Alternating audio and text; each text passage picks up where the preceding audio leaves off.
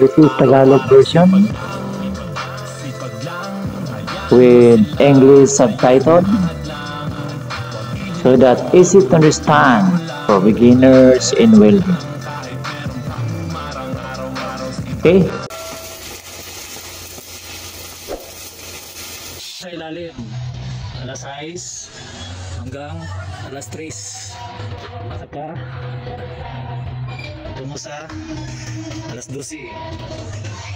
Alas 12. Alas 9 hanggang sa alas 6. Okay? So kung mag-grind tayo sa ating pipe, preparation for succeeding pass, yung low hydrogen electrode na gamitin natin, pwedeng A6013, A7016, A7018. Okay? So kailangan linisan na natin, wala natin grinding na masyado, baka mabutas yan. Pag-iwil na natin itong low hydrogen electrode. Okay? Ang gamitin ko ang low hydrogen electrode ay A7016 o 1/18 or 3.2 pa rin. Pag hinang natin mamaya, yung ating electrode ay nakapiboring dito sa bibil na ito. Scratch na dito, tapos gapang, tapos ganito yun. 1, 2, 3, 1, 1, 2, 3, 1, 1, 2, 3, 1, 1, 2, 3, 1. So, 1, 2, 3 ako dito, magbilang ako kasi yung gravity niya ay patungo dito. Okay? So, introduce ko talaga yung magbilang kasi yung karamihan sa mga baguhan ay yung arc flow ang tinitingnan, hindi yung weld paddle. So, kailangan gapang tayo, babatay dito 1, 2, 3, 1 or 1, 2, 1, 1, 2, 1, 1, 2, 1. Kung zigzag yun. Okay, kung circular, ganun pa rin, okay? Gapang, tapos 1, 2, ikot, 1, 2, ikot, 1, 2, ikot, 1, 2, ikot. Pwede dito i-dragging. Tara! Current settings 120 amps for A7016 zigzag weld pattern. Okay?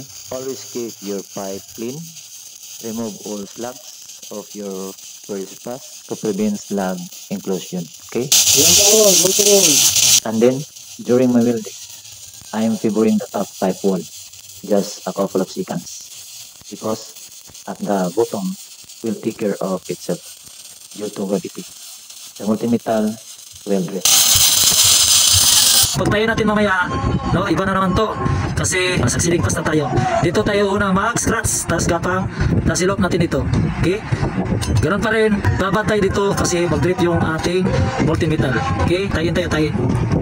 To restart, we should strike back at least half inch and then crawl back forward to heating up the existing weld. And then continue welding using a weld pattern which you prepared. Okay? 1, 2, 3, 1, 1, 2, 3, 1, 1, 2, 3, 1. Zigzag, yung pattern natin zigzag. Wall to wall. Wall to wall. 9 to 12 hot pass. 6 to 3 hot pass.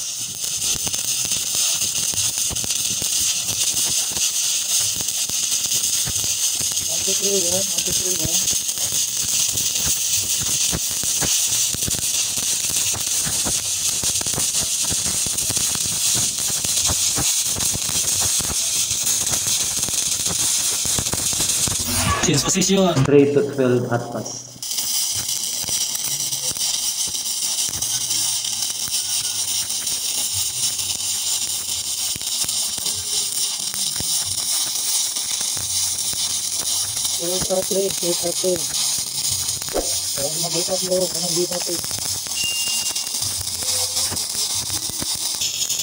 Keep your peeling pass inside the shoulders of the bevel. That will help you have a guide while cupping and avoid too much reinforcement.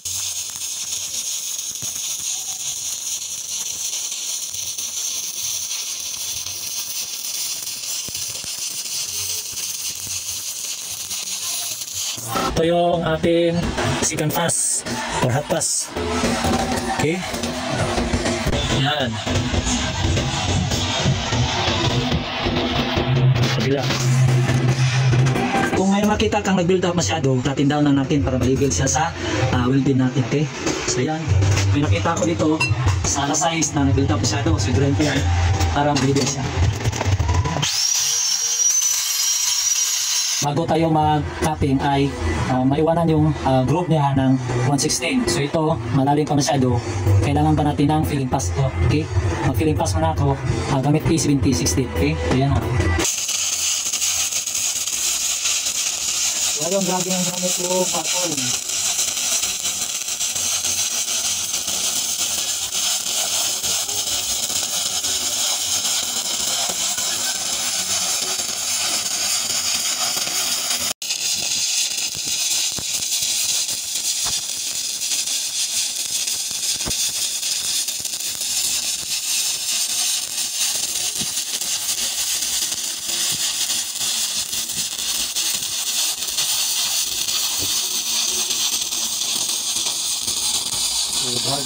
Sinukot ko lang. Tignan ko na yung laro. 6 to 3 filling pass.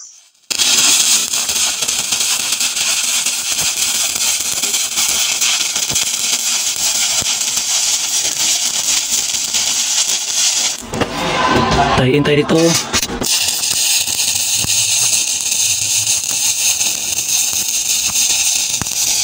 Overlap or overlay, hard piecing, or 50-50. Leveling passes to deposit one or more layers of metal. Overlaying 50-50 on each will be unbased metal.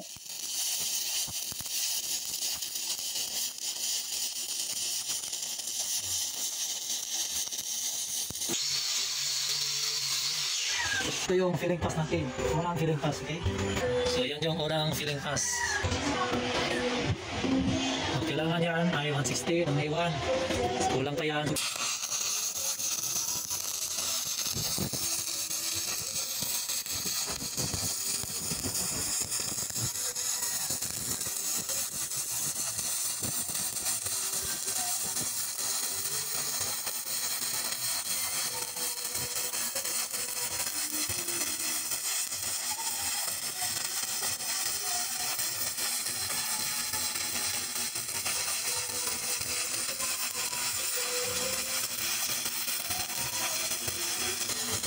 Hindi, kain.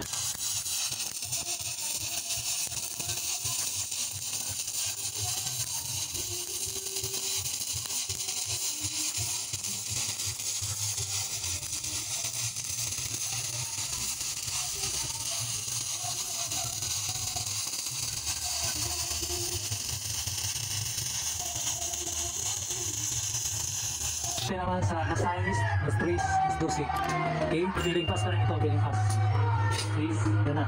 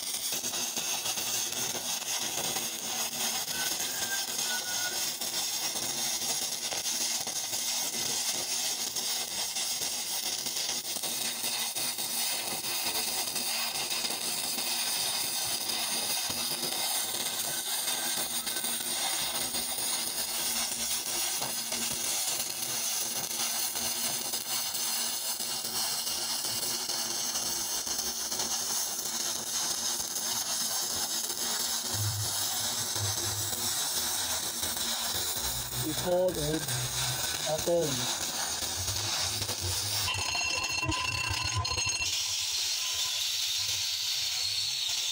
Sa ilalim, alas 6 hanggang alas 3. Saka tungo sa alas 12. Alas 12. Alas 9 hanggang sa alas 6. Okay? So ito ngayon, pwede na ito kapinan. Kailangan na magpudalak siya sa isating pipe.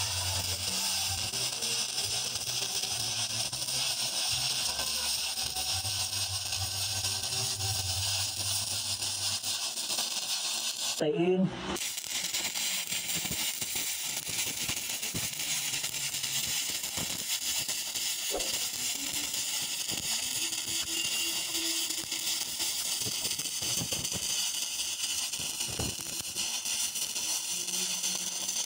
Terus natin gagawin yung ating pagpapin.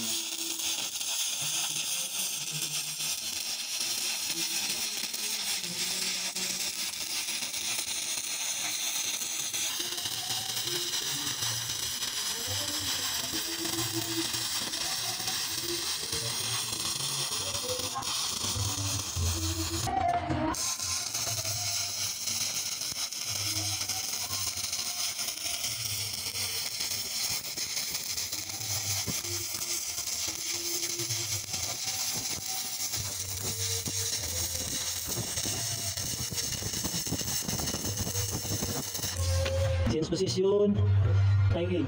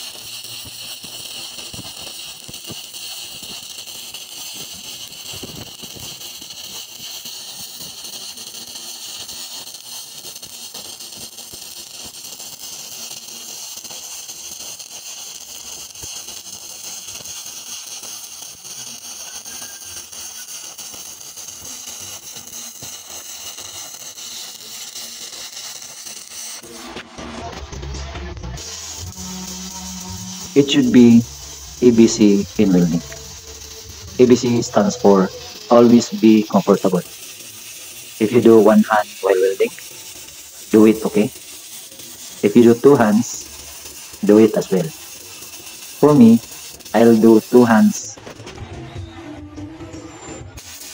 I'm gonna support my left hand to my right hand.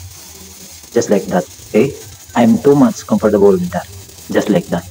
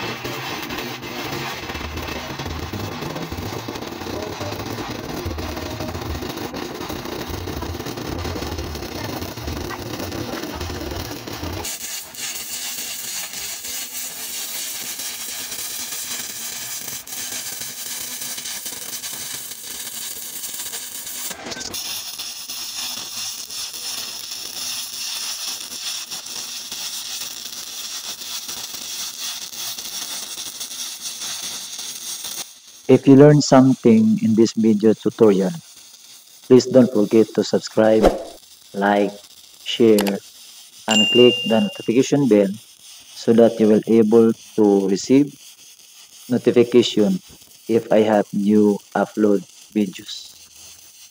And always remember, to sustain living, we must study, ask, and more practice. Thank you.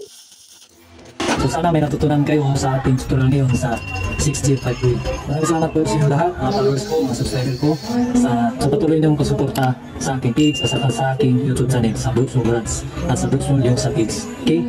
So, ayan, hanggang sa muli.